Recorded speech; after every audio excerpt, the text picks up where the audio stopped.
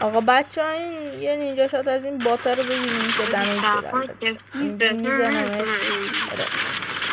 خب این از وان شات شد. نگاه فقط اون باگ اونجا نگاه کنین تو رو خدا بچه ها. هفته آفر رو برداشته داره میره. خب الان این باگش از نزدیک نشونتونم میدم. حالا رفت بلاک یارش رو بگیره. یارش هم اونجا نبوده نمیدونم. حالا فعلا رفت داره فرار میکنه. فکر کنم پلاکا رو گرفته داره ماشین گرفته و داره میره. خب حالا دنبالشیم خود امیر. خب حالا داریم میدویم. این باگ خورده چتر چیزش جت پک چیزش رو حتما همین باگ خورده. اصلا نگاه کنین اوضاع داشت. یارش هم اینجا پلنت کرد. باگش خیلی بد بود. ما نمیدونیم دمیش نگاه کنه خدا وکیلی. این چه باگی بود.